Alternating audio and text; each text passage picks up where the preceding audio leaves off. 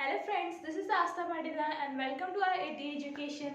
आज का हमारा टॉपिक रहेगा साइंस का बायो चैप्टर 6 लाइफ प्रोसेसेस का पार्ट 7।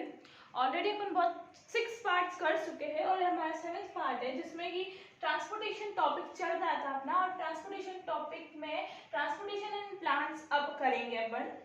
उसके बाद फिर अपना नेक्स्ट टॉपिक स्टार्ट होगा। ये टॉपिक यहीं पे ट्रांसपोर्टेशन एंड होएगा क्योंकि इसका लास्ट टॉपिक है। So transportation in plants. There are two transporter tissue in plants. दो transporter tissue है अपने plants में, कौन से? Xylem and phloem. अब आप सोच रहे होंगे कि ये 9th में अपन ने पढ़ा है, 9th में पढ़ा था इनको, पर इतने डिटेल से नहीं पढ़ा, तो अपन अभी इनको अच्छे से डिटेल से पढ़ते हैं कि Xylem और phloem है क्या और उनमें क्या डिफरेंस है। तो पहले Xylem देखते हैं, इसका point. It transports water and minerals in upward direction from roots to highest part of the plant. मतलब साइलम, जो साइलम है ये ट्रांसपोर्ट करता है वाटर को और मिनरल्स को इन द अपवर्ड डायरेक्शन और from roots to highest part. मतलब जो जाइलम है वो वाटर और मिनरल्स को रूट से तो हाईएस्ट पार्ट, जो प्लांट का हाईएस्ट पार्ट है, टिप तक ले जाने का काम कौन करता है? जाइलम करता है। इसका फंक्शन ये है कि वाटर और मिनरल्स को रूट से प्लांट के हाईएस्ट पार्ट तक ले जाता है, ठीक है। और इसका सेकंड पॉइंट क्या है?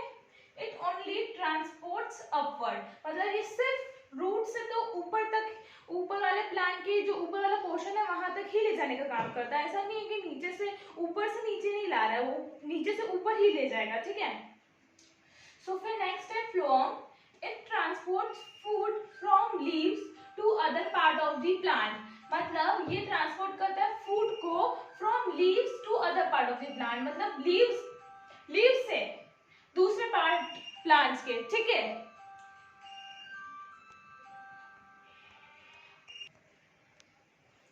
तो it transport food from leaves to other part, ये लीव्स से तो दूसरे पार्ट तक प्लांट्स को फूड ट्रांसपोर्ट करता है। कौन? फ्लोएम। इसका काम क्या है?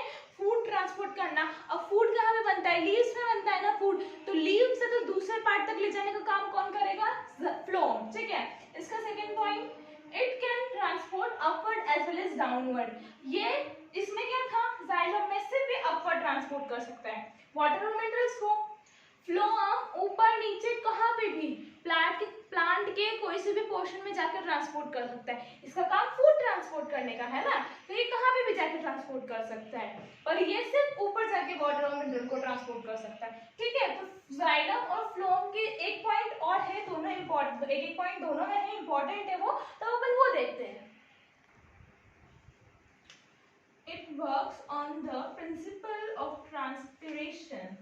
जाइलम जो है ये ट्रांसपिरेशन के प्रिंसिपल से वर्क करता है। ट्रांसपिरेशन क्या है वो देखते हैं अपन। It is a process of loss of water as vapour from aerial part of the plant. मतलब इसकी प्रोसेस, ट्रांसपिरेशन प्रोसेस क्या है? ट्रांसपिरेशन प्रोसेस ये है कि ये वाटर को लूज करता है as a vapour, water vapours को वाटर को लूज करता है as a water vapours from aerial part of the plant. मतलब जो हाईएस्ट पार्ट होता है प्लांट का, वहां से, कहां से? हाईएस्ट पार्ट ऑफ प्लांट से।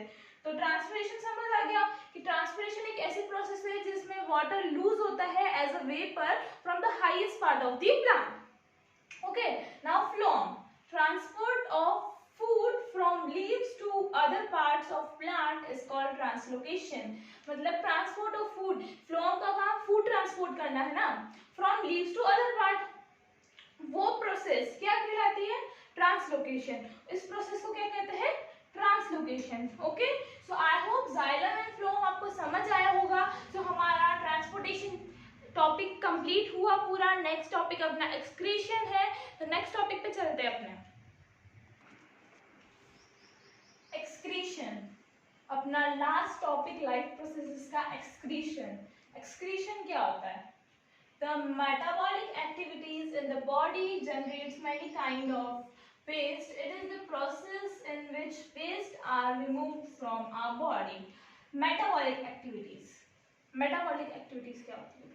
Metabolic activities वो activities होती है जिसमें कि जो अपनी, क्या बोल सकते हैं अपन, एनर्जी जनरेट करना।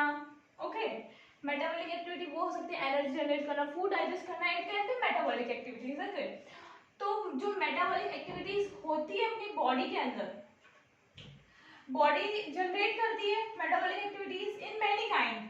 मतलब आप भी समझ गए होंगे जो मैंने आपको बताया, फूड डाइजेस्ट करना और जो है ना अपन करते हैं फूड डाइजेस्ट करना, वो सब, तो वो सब बहुत सारे बॉडी से मतलब जनरेट होता है, बहुत सारे काइंड से, अलग अलग तरीके से।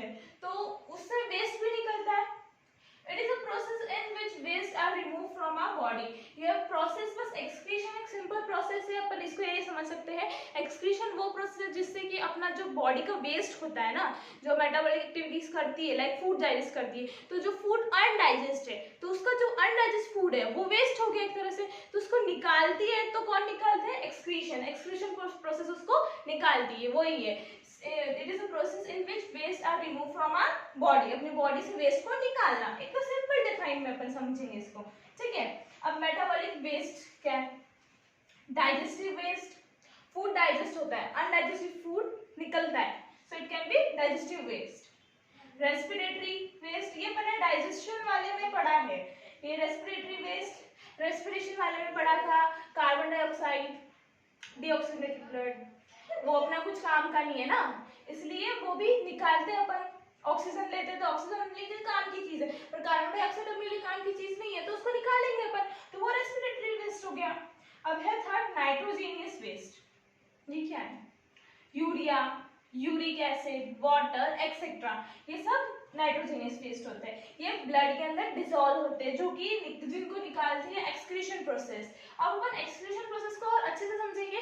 पहले एक्सक्रीशन इन ह्यूमन बॉडी कैसे क्या होता है वो समझते हैं अपन। Human excretory system, it consists of two kidneys, ureters, urinary bladder and urethra। तो ये टू किडनीज कंसिस्ट करता है, ठीक है। यूरेटर्स, यूरिनरी ब्लैडर और यूरेथ्रा कंसिस्ट करता है। ओके, ये चारों चीजें हैं जो कंसिस्ट करता है वो। अब इनको डिटेल में पढ़ते हैं। किडनीज क्या काम करती है? Kidneys it filters the blood and remove waste. ये ब्लड को फिल्टर करती है, जो गंदा ब्लड होता है उसको अच्छा ब्लड बनाती है, उसको फिल्टर करती है और सारा वेस्ट जो होता है वो हटा देती है, रिमूव कर देती है, ठीक है। फिर ureters, it drain out urine from kidney to urinary bladder. मतलब ये यूरिन को किडनी से तो यूरिनरी ब्लैडर तक ट्रांसपोर्ट करता है। क्या करता है ये? यूरिन को किडनी से यूरिनरी ब्लैडर तक ले जाता है, ठीक है। कौन काम करता है? यूरेटर्स। फिर यूरिनरी ब्लैडर, ये क्या काम करता है? इट स्टोर द यूरिन, ये तो यूरिन स्टोर करता है, इजी है ये तो। उसके बाद फिर urethra, transmit urine outside body. ये क्या काम करता है? ये यूरिन को, जो ये यूरिनरी ब्लैडर जो यूरिन स्टोर कर रहा था उसको बॉडी से बाहर निकालता है। कौन? यूरेथ्रा। कौन निकालता है बाहर? यूरेथ्रा यूरिन को बॉडी से बाहर निकाल देता है। उसके बाद क्या है? Kidney have filtration unit called nephron. Kidney के पास फिल्ट्रेशन यूनिट है जो कि कहलाती है नेफ्रॉन। क्या कहलाती है? नेफ्रॉन। इसकी खुद की फिल्ट्रेशन यूनिट है, किसकी? किडनी की, ठीक है। किडनी का फंक्शन ही है कि ब्लड को फिल्टर करना। सो आई होप आपको समझ आया होगा ह्यूमन एक्सक्रीटरी सिस्टम।